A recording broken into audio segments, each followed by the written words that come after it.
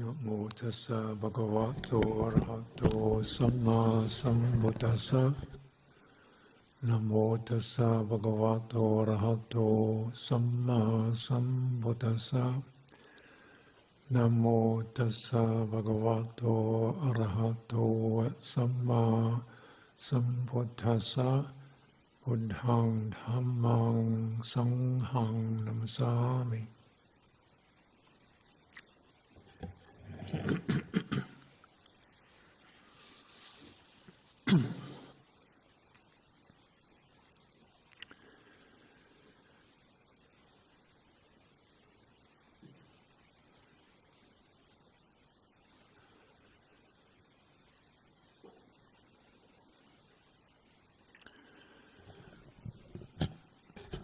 So one of the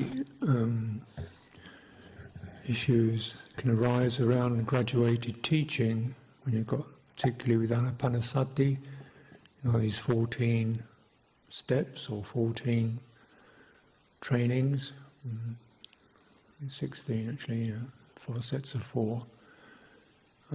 Sets a particular mood in the mind, like, okay, this and then that, and then get to this and then go on to that. How do I get to this? How do I get to that? This and then that. And it sets a particular mood in the mind. It's rather like, if you're leaving your kuti, you're going to the kitchen. You think, okay, go to the kitchen, chop the radishes, and try this or that. It's actually a planning mind, strategizing mind. And it forms a track called becoming. This becoming is like a mobile track that we seem to be running down in our lives. There seems to be a track that we're running along, it's moving along, and we're chasing it. And it's got a point at the end of it called satisfaction, which you never quite arrive at. Because the track keeps moving, becoming. And so very much, the structure of our normal, say, worldly lives is based on this. Get this, go to school, get the degree, then you can get this, you can get that, you can get promotion, you can get moved up the ladder to the next, and then the golden pinnacle, and then and then. And there's a lot of push goes into that track, isn't there? This and that, this and that, this and that. Progress, we call it. And generally the theme is, well, actually faster would be better, if possible.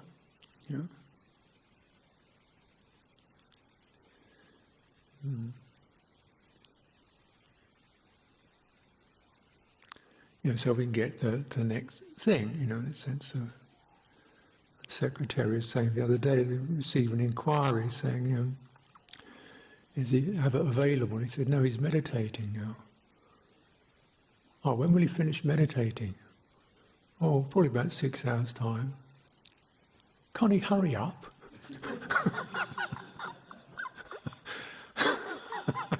If you breathe faster, maybe you could get through the meditation. There's this commodification of experience, isn't it? Everything gets commodified, this and that, and then they get the result. And then that's over, and then the next thing. And this is becoming, and it's flavoured with craving, called bhavatanha, craving for becoming a bhavasava.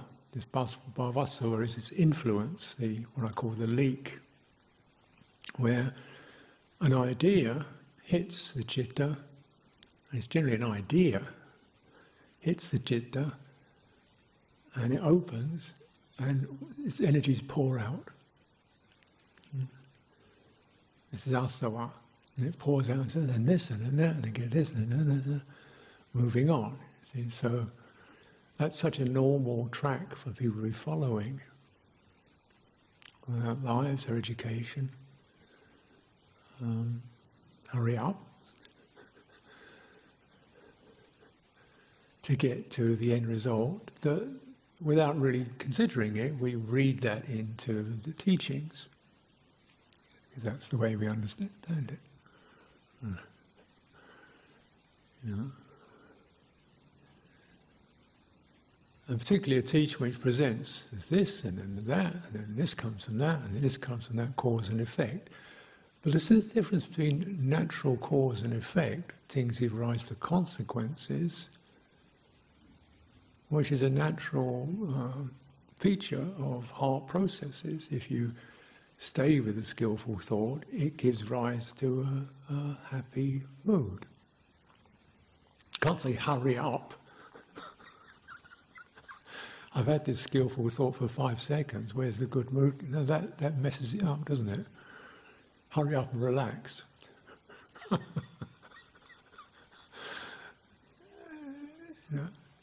You see the kind of the way these two themes actually clash. One is about becoming, the other is about fruition.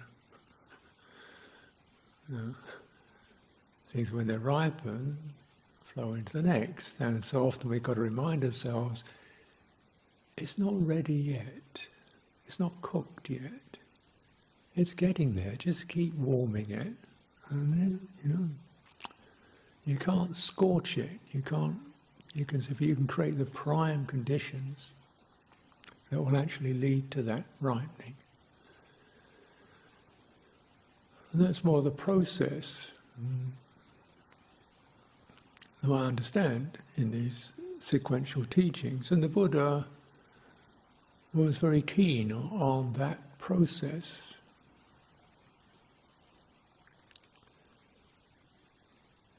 When he gave his outlines for how one should teach, the 5 conditions should be set up, 5 reflections. One is teach step by step, anupubi. Pubi means, particularly the anu means together with or associated with, pubi means really one step at a time. Get the first step right. Yeah. And so some of his teachings are called anupubikita. They're actually teachings give you the one step, and the most important thing is get the first step right, and then that will. And then pariyaya dasavi, presenting a course or a track, and so this is really to do with. Once you've got your feet on the ground and you've got the right way to walk, then feeling the territory, you'll find a way. So it's much more a way, a lived way, a trail rather than a road. And you can imagine in India, that time, trails are really in accordance with the land, what the land would allow. You have to weave around a bog, you have to go zigzag up and down an incline. You might get a straight patch along a river valley, but it's going to be in line with the territory. So you move around, you weave. And these teachings are called discourses, pariyaya. They weave around a particular theme. You're staying in touch with the actual lived reality of what occurs when you take that one proper step and see where it goes and how it goes. We use the image of walking, and barefoot walking on earth. That means, your feet have to know when the ground is solid or spongy or sharp. That will affect how you carry your body and the rate at which you walk. So that would be the way of walking, is very much barefoot on the ground, is harmonious with the territory one is walking through, and your body's not separate from it. You're linked in. And you're sensitive, you can't just blindly surge ahead. Right? Which we can do on paved roads with signs. and often completely blind as to where we're going, oblivious, with one aim in mind to get to the end point. Walking through a forest, you can have that idea you want to get to the village, but that's got to be way at the back of your mind. The main thing is to get your feet on the ground and watch where you're going. So that finding a course. These are two conditions. So also you teach without aim for personal gain, so it's pure. You teach with a friendly.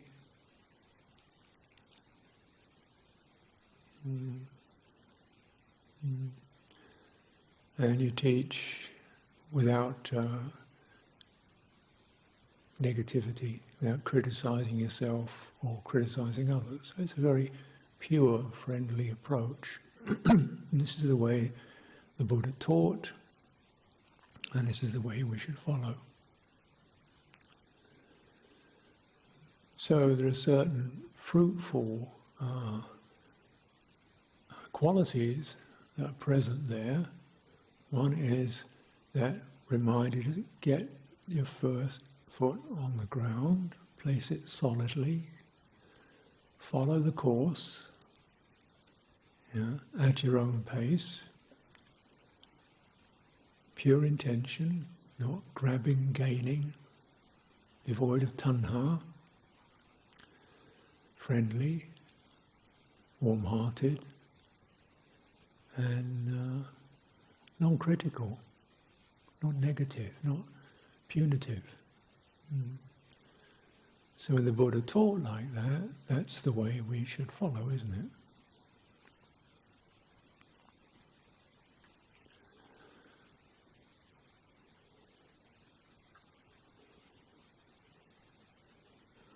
So as it's often the Buddha himself mentioned, your first step is get your sila together. Get your virtue, your ethical, relational sensitivity together. Don't be in a hurry. Work on it. Even while you're doing, wherever you're going, keep working on it. Keep working on it. Your tendency to see others with harsh, condemning attitudes. Keep working on it. And get very steady till the heart loses the path to negativity, forgets the path, the course of blaming and criticizing and negativity. You've gone down that path so few times it's kind of got lost. Instead there's a path of patience, kindness, equanimity, generosity of heart. Okay, maybe she was having a bad day, okay, if I was stressed out, okay, what do I need to get negative and irritable about other people's behaviour? Why let it affect me? Get that established. Because this is going to immediately release a whole load of the burdens that we carry around. The heart becomes unburdened. Of course, it improves your ways of regarding others, but also it's just to liberate the heart from carrying a whole load of unnecessary weight that does you no good at all. Place your heart in the context of the triple gem, devotion. So something that asks you to rise up. And so very often in our practice we cultivate like this. We have shrines, images, we create occasions which ask us to rise up. They're not, supremely exactly, fits my easiest mood. It means I actually have to rise to it. And I want something that asks me to come lift a bit. Because there's something beautiful to lift to. If you're going to be in the presence of the Buddha, show up. And show up like you're in the presence of the Buddha. Then you will hear the Buddha's teaching. If you don't show up in that way, your ears aren't going to be open, your heart's not going to be open.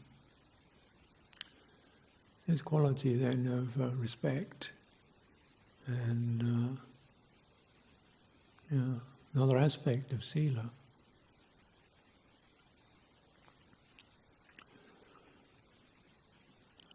And what does it do? It shifts us into that heart domain rather than onto sense fields, sights, sounds, even our ideas. I don't figure this, I don't see the point of that, it doesn't make sense to me. Gibbering mind. It's just like, just get a feeling for the beautiful, the sacred, the worthy in yourself and in others. Tune into that. Then you're going to lift. Heart's going to lift. Citta's going to lift. Then you're in the right territory. You've awakened the very form of intelligence that is that which is both defiled or corrupted, leaking, broken, and also needs to be healed and strengthened, and also will throw off the fetters of craving and attachment and suffering. Citta.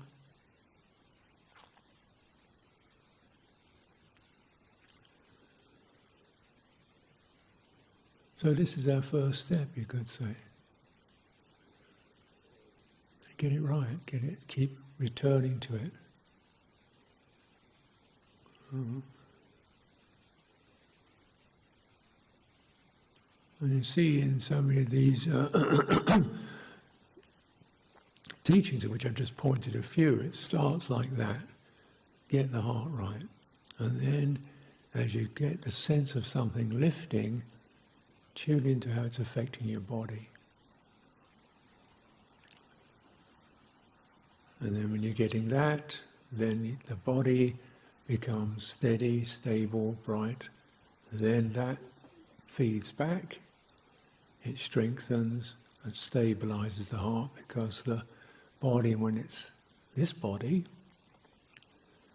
this internal body, this somatic quality, when that's strong and bright, it acts like a guardian and protector around the heart. And it also gives its energies to the process of liberation. So the body then, instead of being something that is a burden, becomes its energies and its strength actually get transmitted through rapture into the heart's territory. We feel held, we feel lifted, we feel enthused. And it vibrates, you feel it in your tissues. So that acts like a kind of a force field where other stuff just doesn't get in. And the Buddha is saying, one who's cultivated this level, there's not one part of one's body that isn't pervaded, drenched, suffused with the pleasure that comes from withdrawal.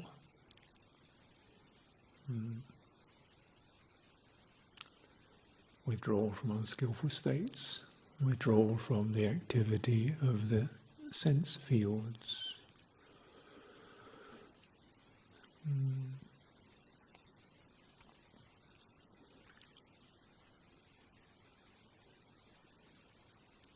And this process of bringing the body online is where I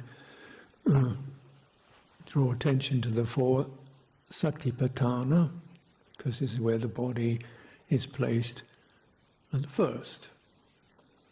Maybe, maybe it's not first, but, in a bigger picture it's not the first thing, but when we come to this level, it's having arrived at the proper place, establish the heart in the right context, then we can bring the body in.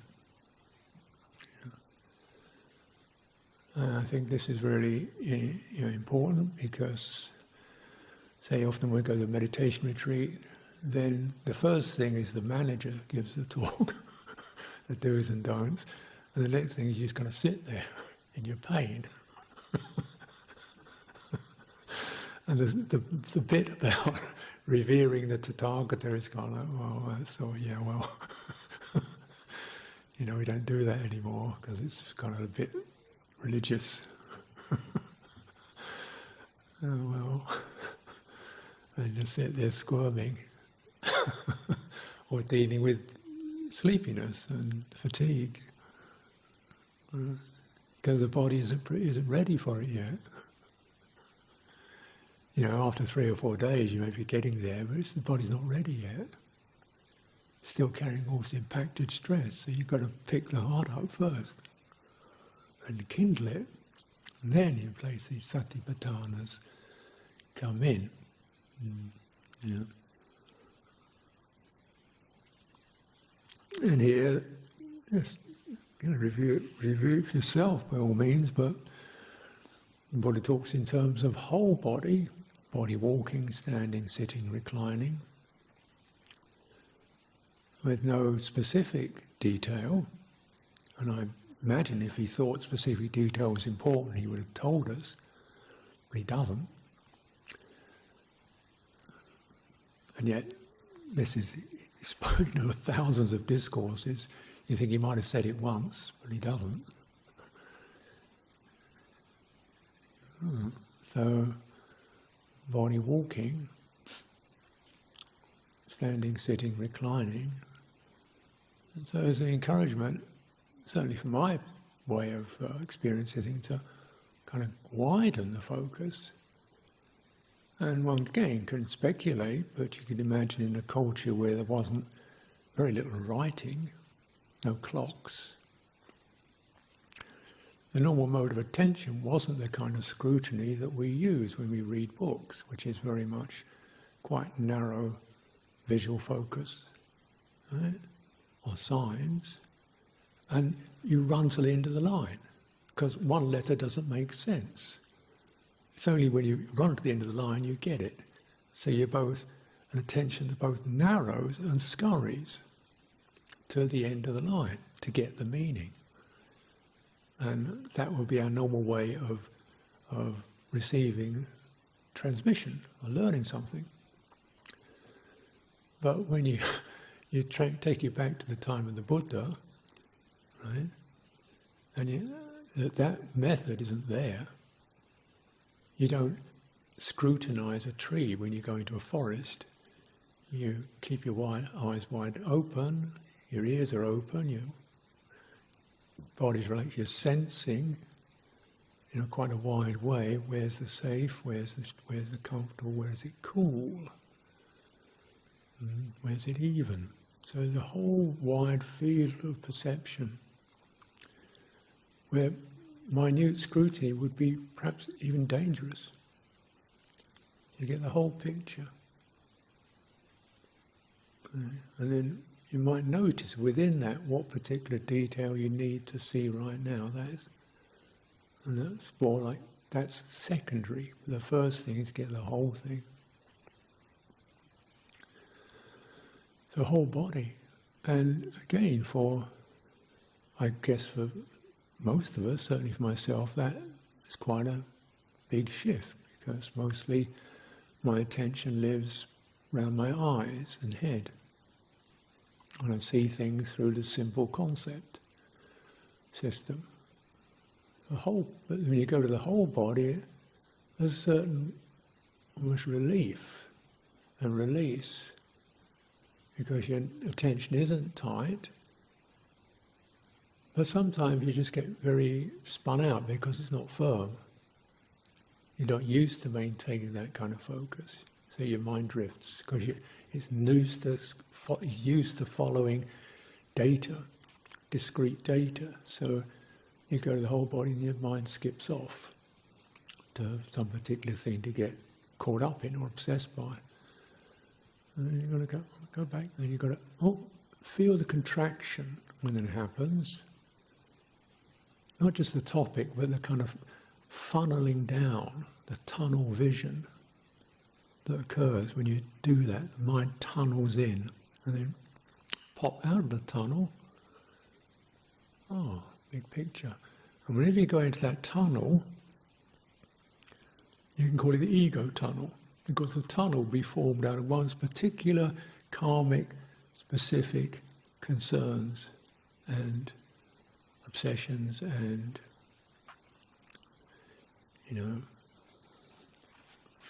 tastes and craving for that object. So the tunnel is an action of attention that drags intention into a craving mode and places it on an object, which isn't here. It's an object that I want to have here, or I want to make into another way. You come out of that, it's like this.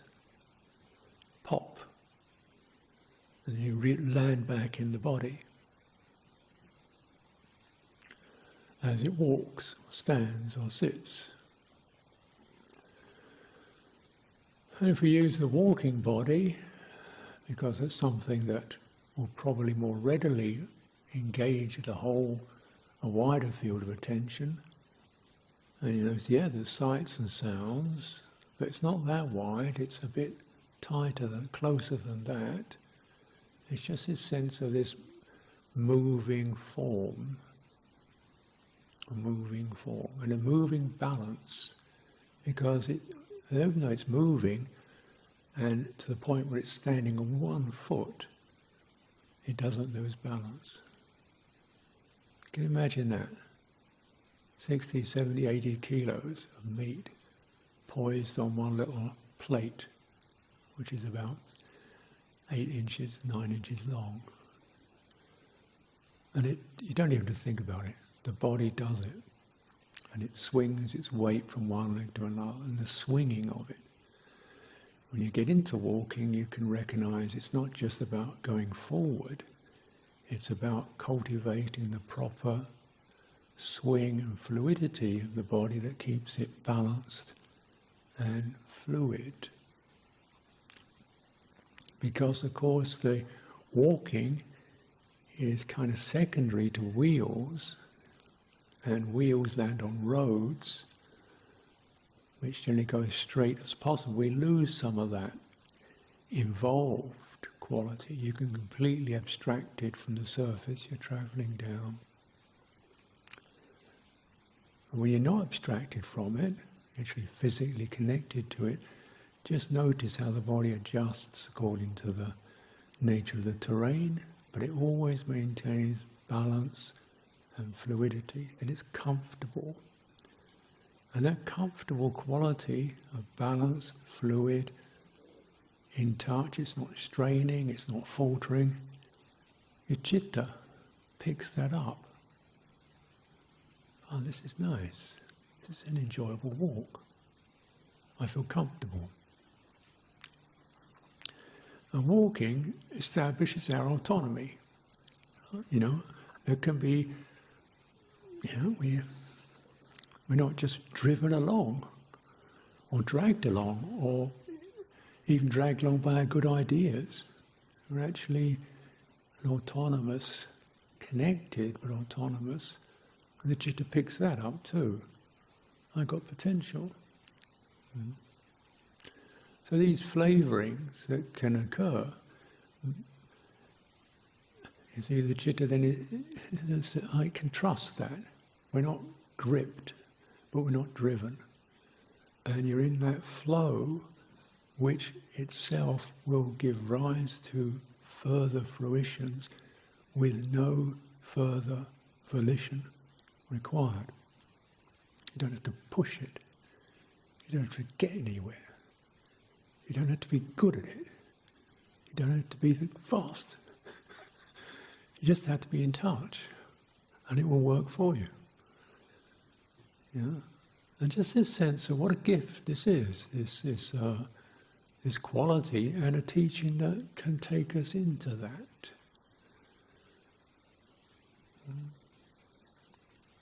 And when we do sitting, Okay, sitting. So what does he say? Here one goes into the forest, quiet place, away from the babble, away from the pressures. Sits at the root of a tree. Root of a tree in India, shade, out of the blazing heat. Covered, safe, discreet, safe, comfortable, sheltered. Chitta picks that up. Make sure when you sit you carry a tree with you.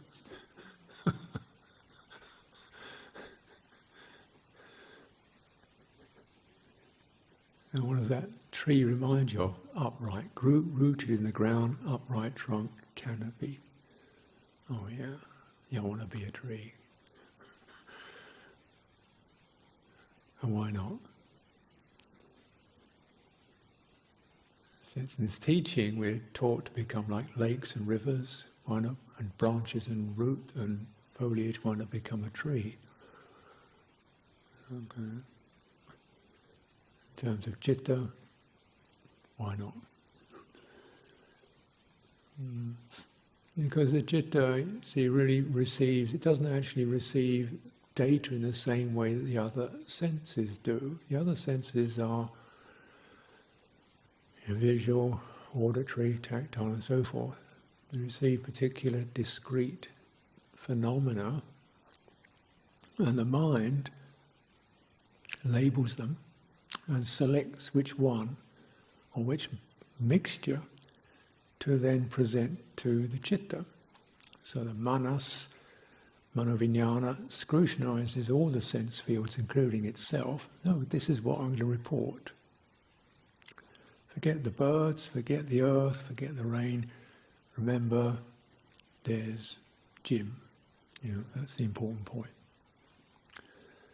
And it selects the particular topic, and it pops that into the citta by way, and it's a signal. A signal, it's called a nimitta. There's my friend, ding. Or there's my enemy, ding. So then the citta then comes up with an emotional response. That's the way it works. And that emotional response sets up the mode in which we're going to approach that particular object. So citta isn't really connected to sense data directly, except through this method of signalling called perception, sanya. Sanya is a sign, significance, and nimitta, which means sign. So these two words associated with how citta picks up its triggering. And of course, a lot of that is psychological. We see someone, we think, oh, there's my boss. Alarm.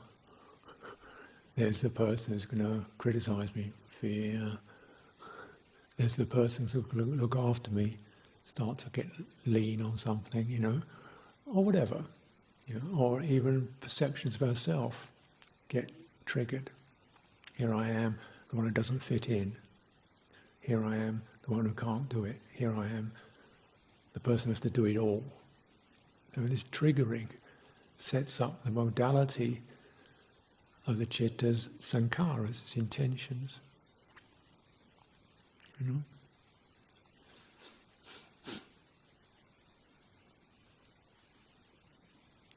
That's why generally, when you go to other people's monasteries, this is abbot, other people's monasteries are fine, because when I'm not the abbot, suddenly I think, it's great. Place is falling down, it's really great. Because I'm not carrying it. Because one signifies oneself in accordance with different situation. You look at the abbot and he's kind of, there's all this and that and then going on, busy and this and that. Think, you've got a great place here. Because, of course, he's getting triggered by all the things that have to be done. And as a visitor, I don't get any of that. So my triggering is different. And the perception that arises dependent upon that triggering. And that, is how we create our world. Just to notice this. It's not. It's an induced called manomaya. Manomaya. All dhammas are manomaya. Maya is a weaver. Like the word maya means a certain kind of illusory quality to it. The dream weaver. Manomaya. We weave the dreams without even realizing it. Some of them are nightmares, of course. So then they come out.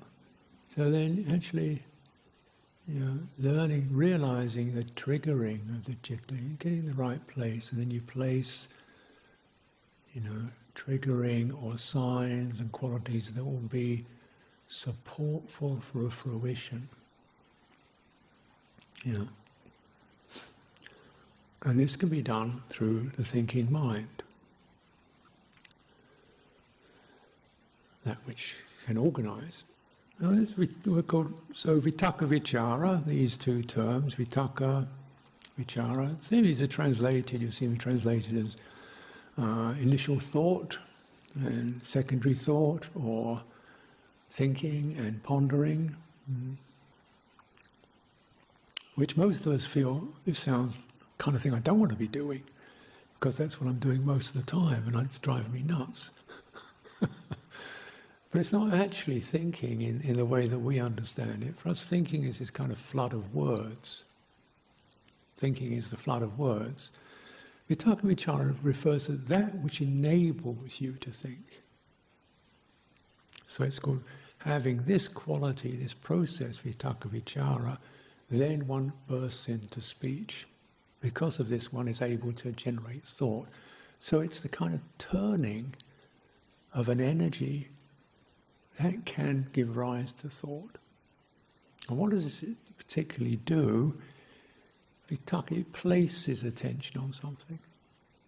Go to that point. Vitaka, it's a light touch. And then you, having placed, resonate with it. How does that feel? Touch it. How's that? How's that? How's that? So that's called contemplative thought. Whereas, our normal way of thinking would be think this and then think the next thing.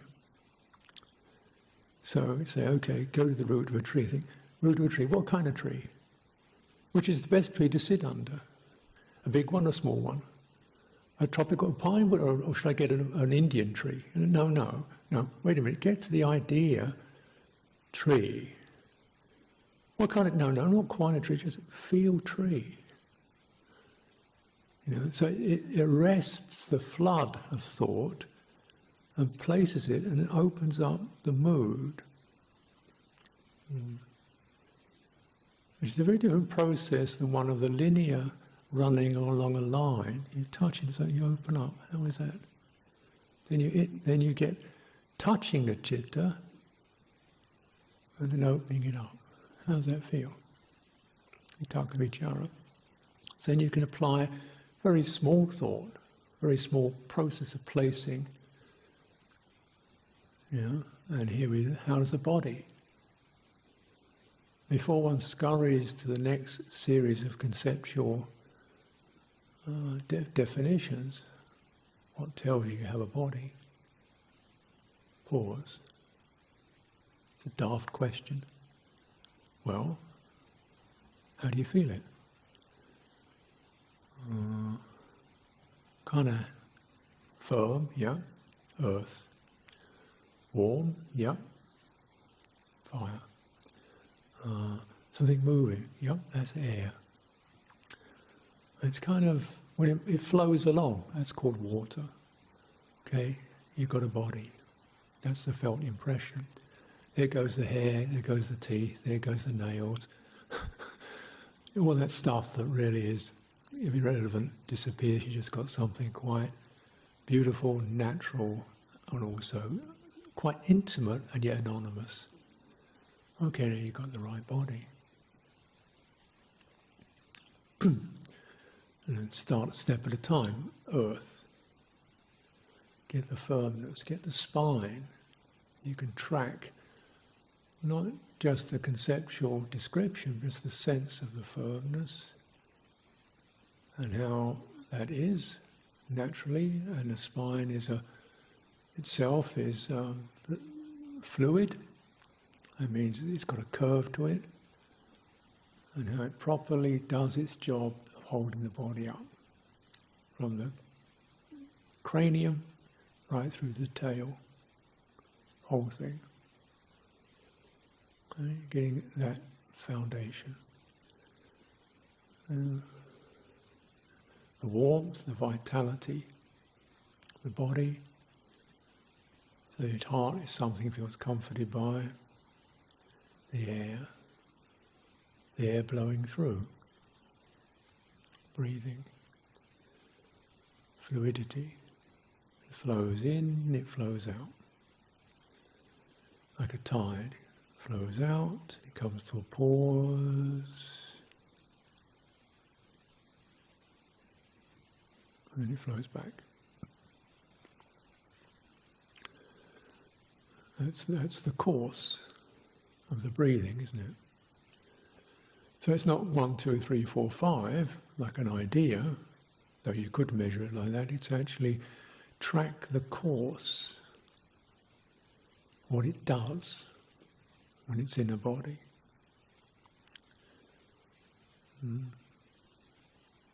Stay with that. The full course of it, from its crests to its peaks, troughs, when it slows down, empties out, till it's almost open, absent. And the mind has to listen very deeply and wait. And then something returns. So you get that movement into something trackless,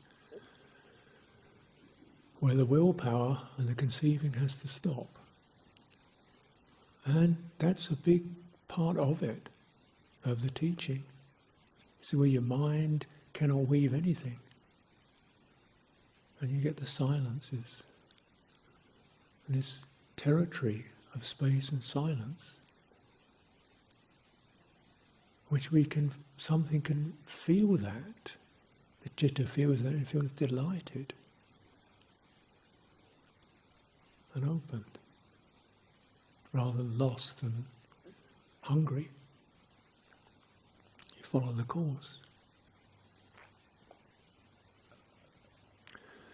So all this is using the citta sensitivity, which is more felt experience rather than conceived experience, but using the conceiving mind just to that, as the Buddha says, that which is necessary for mindfulness and bare knowing. Jnana muttam, or bare awareness, just this open, aware. That's it.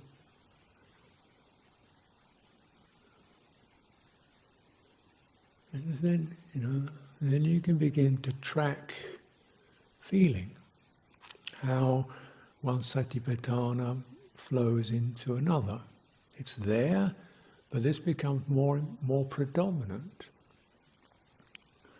When the body is properly established, the feeling quality becomes more to the fore. And you have these, say, it's called two kinds of feeling comes into this. So this accuracy, there's what's called samisa, niramisa. This is translated as worldly and non-worldly, or sometimes corporeal and non-corporeal. But actually, although I can understand the reasoning behind it, the word really means with flesh and without flesh. Samisa, niramisa. Now, if you actually consider the satipatthana taking place within the body, this makes sense, if you really understand body.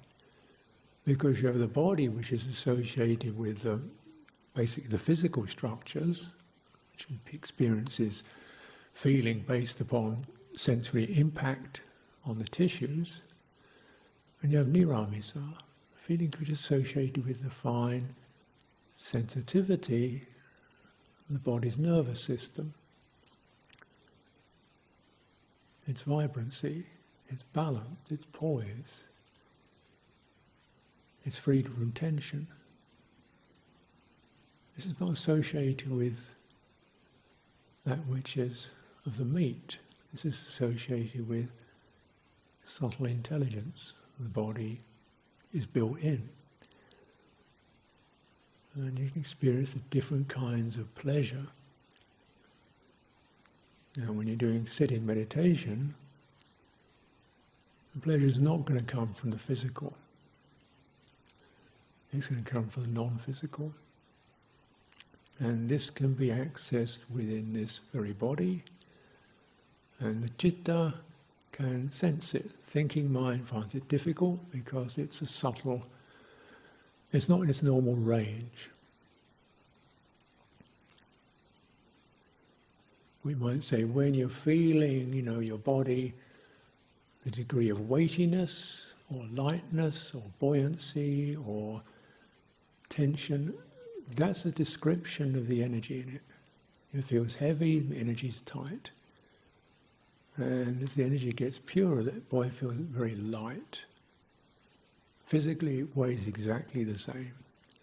But the felt experience, the body feels light, open and bright, because the energy is become smoothed out and steadied through breathing in and breathing out, which is the fundamental moderator of it. And then one can enjoy that. So that satipatthana leads you into citta. Step by step. This is the course. This is the process.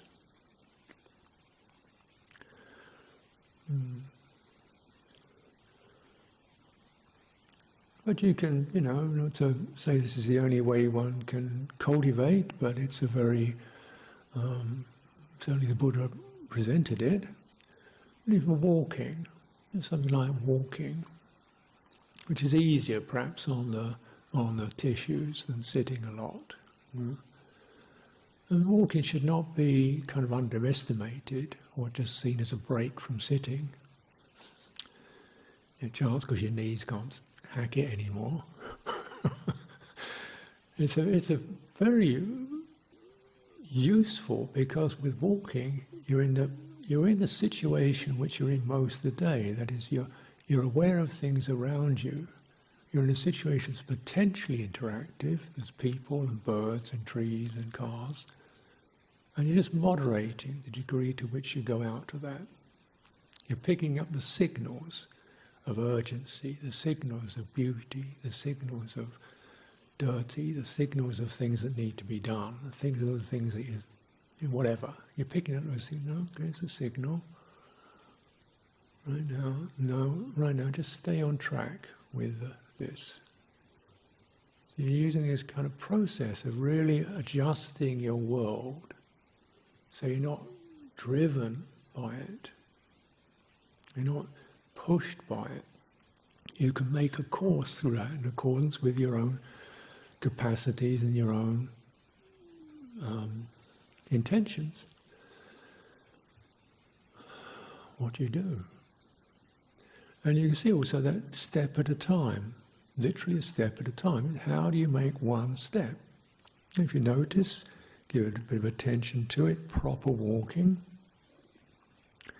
You need to get to standing, establishes balance, and you want to keep that balance.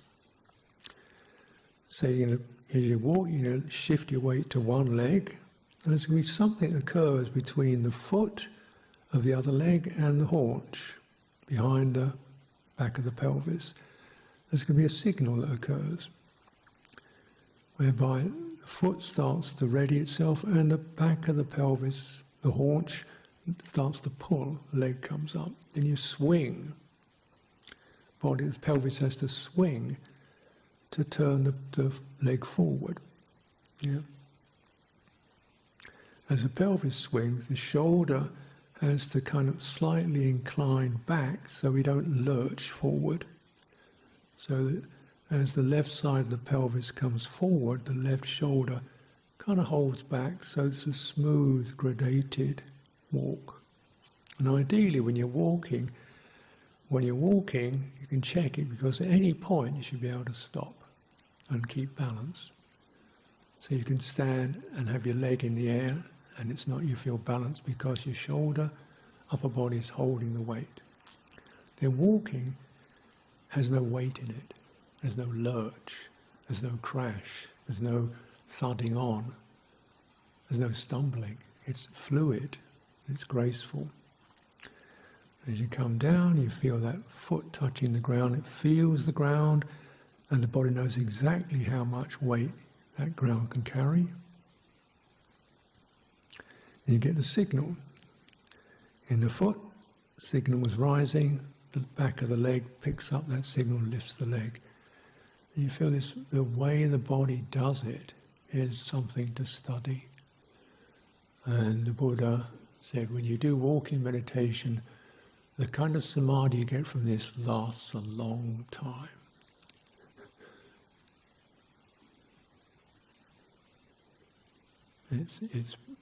It's enduring, it's long, it's, you know, it lasts long because the whole body has kind of got the messages of that, and it's established it. So the Buddha has taught these ways, step at a time. And of course, we have time. Some of these steps have been laid out for us by the Buddha. The course has been laid out for us by the Buddha. It's now time for us to do our proper walking, breathing, and following the Tathagata's footsteps.